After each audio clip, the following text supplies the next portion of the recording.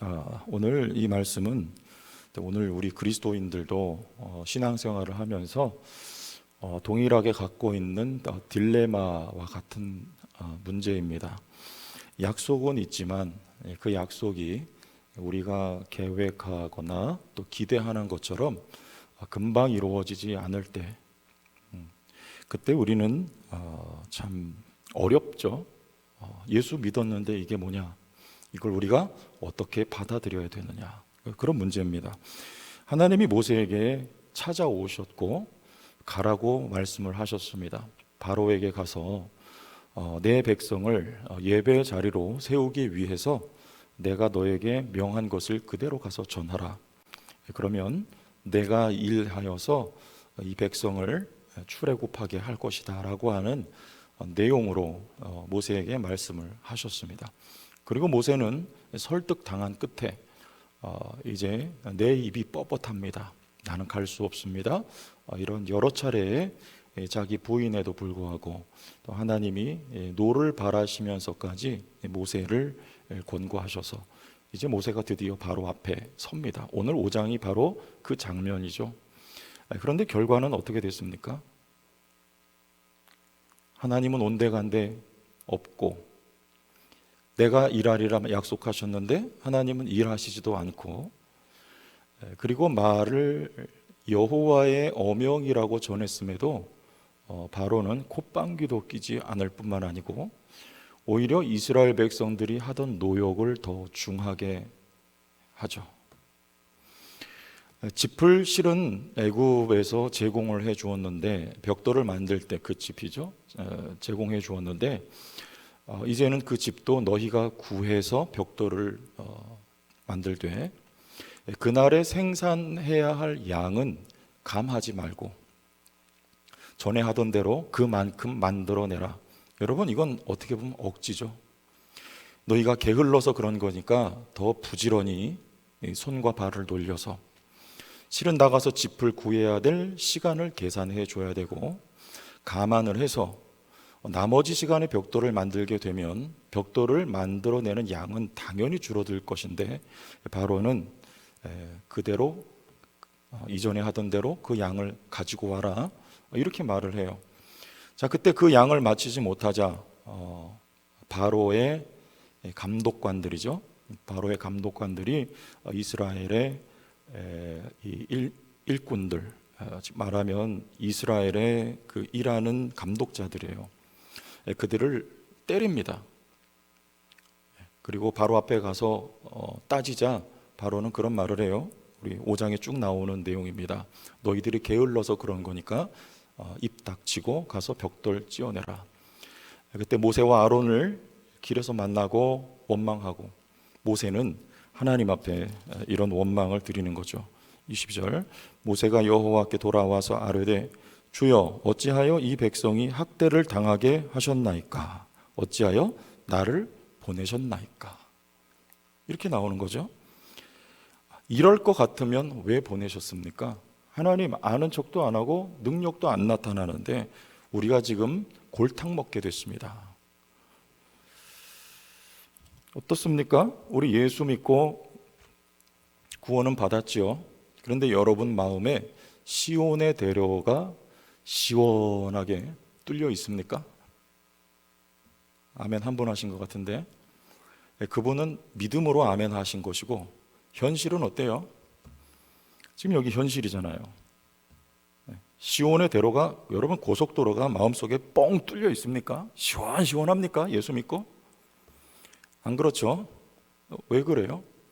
시원하기는커녕 예수 믿기 전이나 믿은 후나 문제는 똑같이 있어요. 어떤 경우는 더 많이 옵니다. 문제가 힘들어요. 머리가 하얘질 정도로 당황스러운 일들도 겪어요. 그리고 그거 가지고 기도하는데 기도가 잘 안 된다. 여러분, 이거 우리 이야기죠. 이거 모세 이야기가 아니고 성경에 여러분 쭉 우리가 여기까지 창세기부터 보았지만 믿음의 사람들 약속은 있지만 현실과 다른 거, 그 갭을 어떻게 설명할 거냐? 우리도 그런 거예요. 자, 그런데 우리 출애굽기 13장 17절 봅니다. 이유가 다 있어서 그런 거예요. 같이 읽습니다. 바로가 백성을 보낸 후에 블레셋 사람의 땅에 길은 가까울지라도 하나님이 그들을 그 길로 인도하지 아니하셨으니 이는 하나님이 말씀하시기를 이 백성이 전쟁을 하게 되면 마음을 돌이켜 애굽으로 돌아갈까 하셨음이라. 자, 지금 출애굽할 당시에 이스라엘 백성들은 하나님이 가나안 땅을 향하여 해안길로 가면 약 2주 안에 도착할 수 있습니다. 14일이면 도착할 수 있는데 그 해안길로 가지 않고 광야로 들여보냈어요. 이유는 거기 블레셋 사람들이 살고 있었다 이거죠. 블레셋을 만나면 전쟁을 하게 될 텐데 그 전쟁에서 놀라 자빠지고 애굽으로 다시 돌아갈까 봐. 무슨 말입니까? 블레셋은 문명에 있어서 훨씬 앞서갔고 철기 문명이죠. 그리고 그들은 아시다시피 해양 민족이기 때문에 아주 호전적입니다. 매우 사나워요. 그들과 전쟁을 하게 되면 지레 겁먹고 애굽으로 돌아간다. 이 말은 이스라엘은 아직 어리다 그 말입니다. 어려서 빠른 길로 데리고 갈 수가 없고 광야길로 하나님은 돌아서 그들을 이끌고 가실 때, 여러분 이스라엘 백성들은 왜 이 길입니까? 광야 길 들어가서도 계속 길로 인해서 불평을 한 이유가 그래서 그래요. 왜 이 길입니까? 하나님이 왜요? 그리 가면 안 되죠. 다시 돌아갑니다. 믿음이 어린 이스라엘 백성들. 자, 지금 그러면 아직 출애굽하기 전에 이스라엘 백성들은 믿음이 어떨까요? 430년 동안 이들은 하나님을 경험한 적이 없습니다.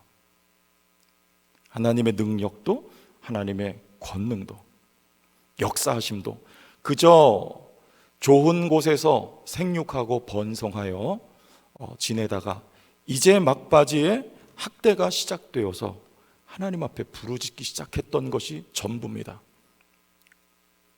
어리죠. 어리다는 말은 하나님 모른다는 말이고, 하나님 모른다는 말은 왜 모를까요? 하나님을 경험하지 못한 거예요. 여러분 자녀들이 왜 믿음이 어립니까? 믿음 좋은 자녀 빼고 하나님을 경험하지 못한 겁니다. 하나님을 가슴 뜨겁게 경험하면 믿음이 좋아져요. 근데 지금 여기 이스라엘 백성들은 아직 하나님을 경험한 적이 없기 때문에 지금 이렇게 약속은 있지만 내가 생각한 대로 빵빵 일이 펼쳐지지 않고 답답하고 오히려 바로의 마음이 더 강팍해질 때, 바로의 마음이 강팍해지면 강팍해질수록 하나님이 힘이, 능력이 더 크게 경험이 되지 않을까요? 그 강팍한 바로를 결국에는 하나님께서 때려 눕힐 것이기 때문에 그 시점에 가서는 이스라엘 백성들이 하나님의 크심을 더 진하게 경험할 수 있게 되는 거예요. 그리고 그 시간이 길어지면 길어질수록 여러분 재앙이 몇 가지입니까? 한 가지가 아니고 10가지나 됩니다. 왜? 하나님은 힘이 있으셔서 지금 바로 앞에 첫 번째 맞닥뜨렸을 때 한 방에 바로를 쓰러뜨리고 하나님의 권능과 위엄을 나타내셨더라면, 그런데 그것은 인간을 이해하지 못한 거예요. 사람은 죄인들입니다. 여러분 여기까지 하나님의 인도하심과 역사하심을 여러분 나름대로 보아 오셨을 것입니다. 그런데 어때요? 우리는 또 큰 문제 만나면 언제 하나님이 일하셨냐? 금방 그렇게 돼요. 하나님 어디 계십니까? 이스라엘 백성이 그랬어요. 만나 먹여주시고 메추라기 주시고 반석에서 하나님 물을 내주셨는데 하나님 어디 계십니까? 이게 이스라엘입니다. 이게 인간이에요. 그래서 하나님은 한 번에 일하시지 않고 반복해서, 여러분 반복하면 어떻게 돼요? 우리 학습도 반복하면 어떻게 돼요? 익숙해지죠. 그리고 암기되죠.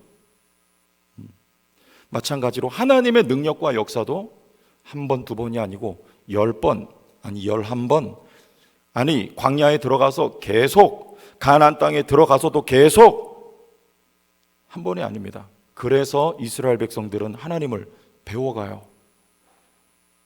특히 흑암 재앙에 가면 이 재앙이 점점 횟수를 거듭할수록 하나님이 우리와 함께 계시다는 것이 눈에 띄게 나타납니다.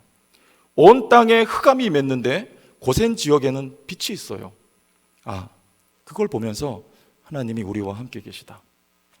10가지 재앙, 마지막 장자의 재앙에 애굽의 모든 첫째 난 것들은 사람이고 짐승이고 물어나고 다 죽는데 어린 양의 피를 문설주와 임방에 발랐던 이스라엘 백성들 첫 것은요, 죽지를 않습니다. 죽음이 지나갑니다.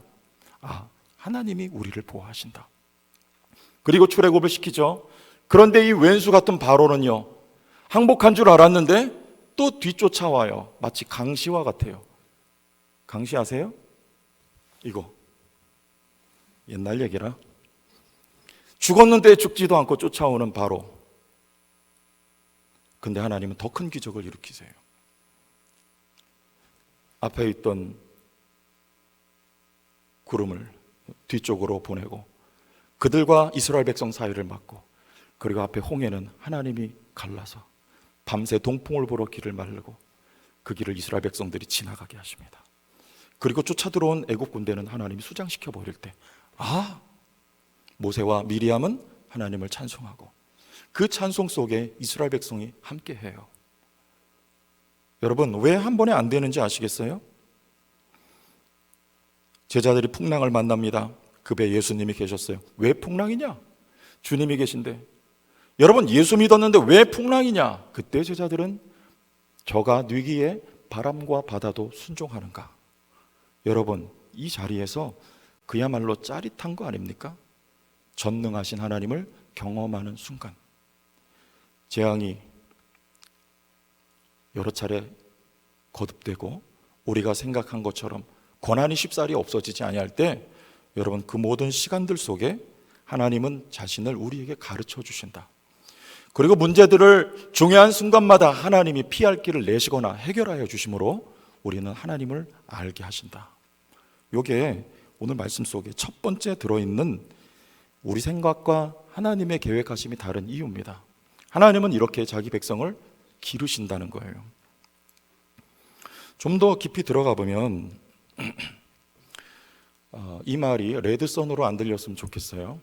레드선 그러면 딱 이렇게 최면으로 깊이 들어간다니까 좋은 분 안 계시기를. 사사기 2장 10절 보겠습니다. 사사기 2장 10절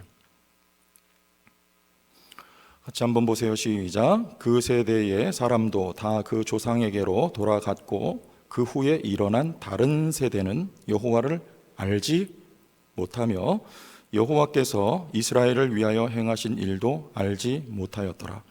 여호와와 생존한 장로들이, 거기까지죠. 여호수아와 생존한 장로들이 다 죽어요.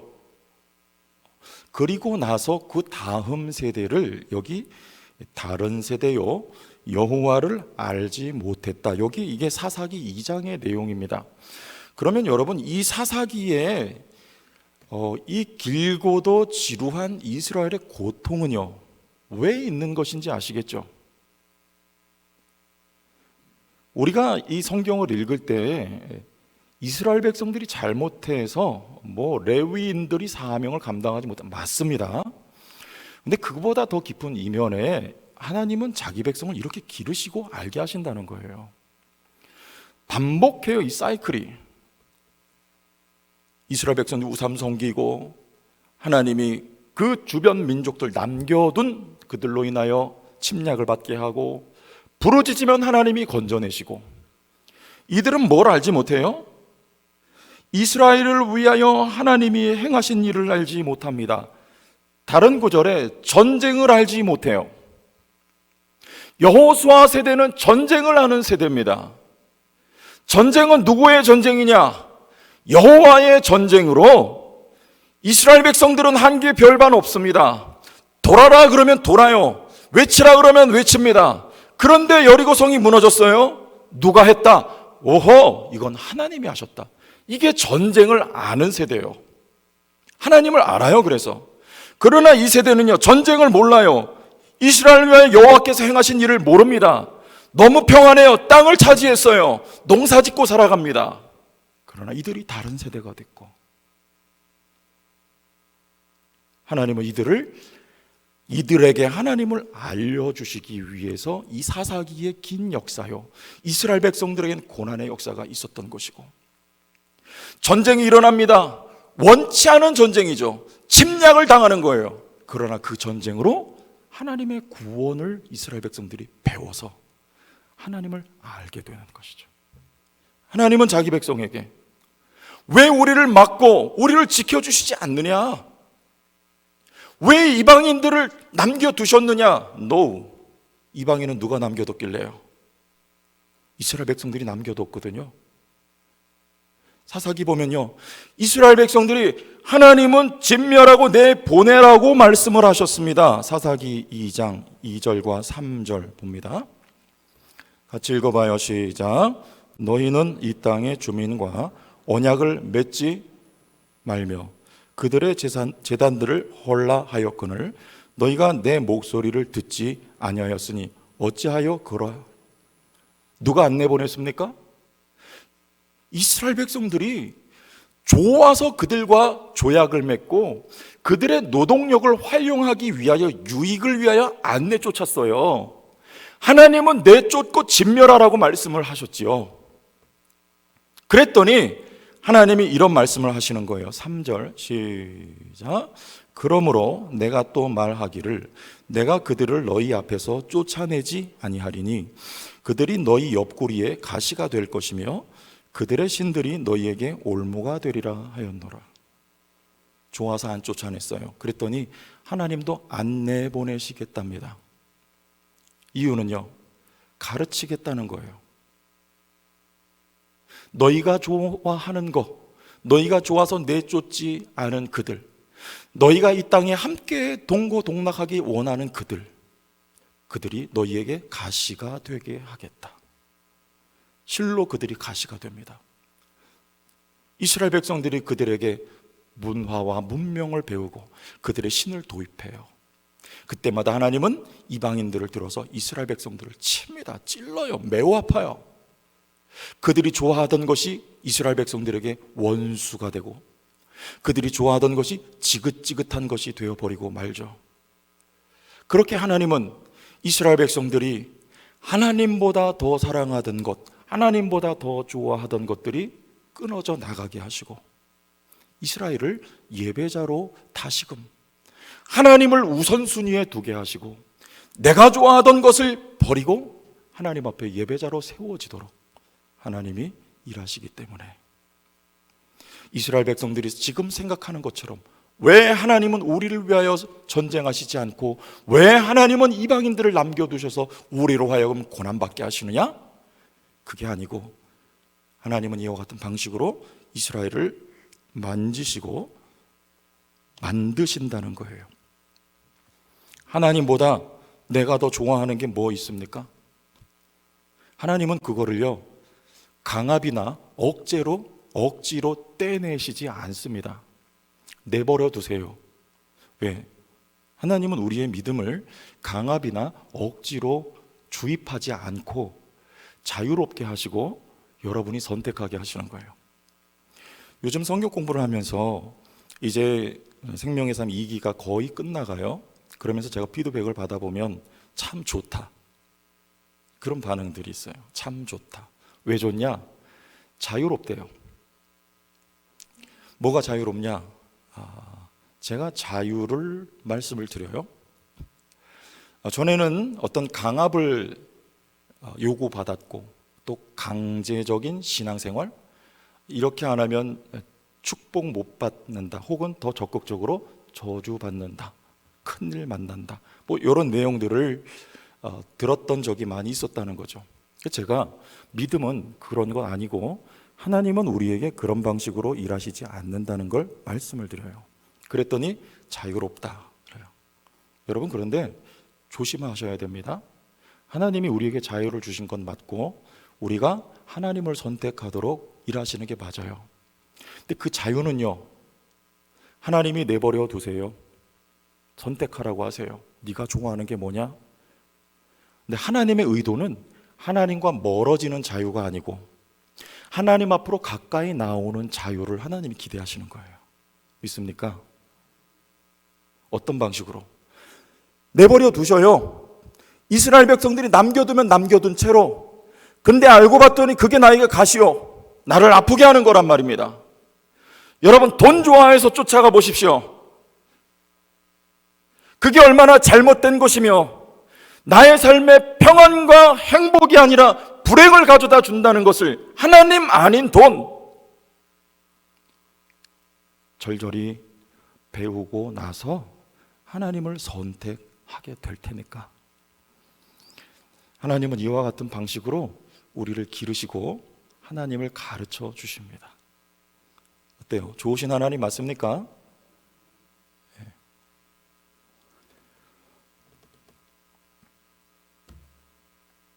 목적은 오늘 본문 5장 1절 같이 읽겠습니다. 시작.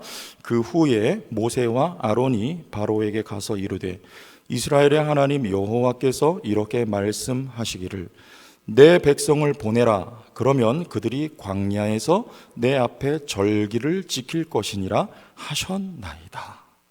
하나님은 자기 백성을 예배자로 만들고 싶어 하세요.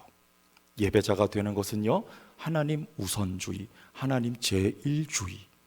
여러분, 이게 예배자입니다. 하나님보다 더 좋아하는 것이 있거들랑 그거 하나님이 떨어져 나갈 때까지 기다리신다. 이스라엘 백성들에게 있어서 지금 좋아하는 건 뭡니까? 출애굽을 부르짖고 있지만 그거 잠시입니다. 광야에 하나님이 내보냈더니 거기서도 애굽을 외쳐요. 실상 하나님보다 이스라엘 백성들은 애굽이 더 좋은 것입니다. 애굽을 잊지 못하는 것입니다. 430년 동안 이들은 어쩌면 애굽인이 되어 있는 것입니다. 그래서 하나님은요, 바로가 꿈에 나타날까 봐 걱정이 될 만큼 하나님은 바로와 애굽이 지긋지긋하도록 그 바로로 인하여 이스라엘 백성들이 괴롭힘을 받게 하시는 것이고, 그것도 오랫동안. 언제까지입니까? 라는 탄식이 터져 나오리만큼 하나님은 아예 애굽을 이스라엘 백성으로부터 끝장을 내버리시기 위해서, 그것은 자기 백성을 향한 하나님의 사랑이며 질투이며 그리고 예배자를 만들려고 하시는 하나님의 놀라운 섭리라는 거예요. 하나님이 우리를 이렇게 인도하시니까 여러분들, 지금 주어진 여러분의 삶이 마치 우리가 그리는 것처럼 고속도로가 뻥뻥 뚫리고 시온의 대로가 안 열리는 것 같아도 믿음으로 내다는 보시되 지금 하나님이 나를 사랑하고 계시다, 더 존귀하며 명예롭고 영광스러운 하나님의 사람으로 만들고 계시다. 믿습니까? 오늘 2부 예배 마치고 인사하는 중에 어떤 아이가 저한테 인사를 해요. 그래서 가만히 보니까 아니, 보던 아이인데 이게 누구지 싶었는데 그 청년이에요. 그래서 너 웬일이니? 어쩐 일이니? 그랬더니 오늘 미국 간대요. 언제요? 오늘. 그래? 잘 됐네. 근데 한마디 더 하는데 결혼합니다. 그래요. 미국 가서 결혼한대요. 그래서 제가 순간 머리가 멍해지는 거예요. 왜냐? 축하해야 될 일입니까? 이게 뭐예요 도대체? 나이가 몇 살이냐? 22살이래요. 그래서 기도해 줬어요. 미국 아이 만나서 이제 결혼을 한다는 거예요. 뭐라고 기도했냐? 하나님, 그곳에 가서도 하나님을 더욱 알게 하여 주시옵소서. 그렇게 기도했어요. 여러분, 그 기도의 내용에는 많은 의미가 담겨 있는 것입니다. 우리가 하나님을 어떻게 알까요? 하나님은 그 아이를 사랑하시고 인도하실 줄 저는 믿어요. 그러나 거기에는 많은 내용과 과정이 담겨 있는 것입니다. 여러분, 남자들 특히 군대 갔다 오면 철든다 그러잖아요. 군대 갔다 와야 철든다. 근데 제가 경험한 바로는 물론 케이스 바이 케이스인데 군대 갔다 와도 철 안 들어요. 뭐 나이 들면 철 든다 그러는데 나이 들어도 철 안 듭니다. 특히 남자들은요. 뭐 웃고 계신 여성분들 뭐 아닌 것처럼 웃고 계신데, 특히 우리 믿음의 철이라고 하는 건요, 이렇게 우리 길고 오랜 시간 동안 하나님이 여러분을 놓지 않고, 그리고 여러분을 섭리하시고 여러분을 만져서, 오늘 이 출애굽기 5장과 같은 방식으로 만져서 우리를 철들게 하시고 하나님의 사람 만들고 하나님의 일꾼 만드신다. 여러분들 기억하시고 믿음으로 순종하면서 승리하시기를 예수님의 이름으로 축복합니다. 주의 영광 이곳에 가득해 우린 손을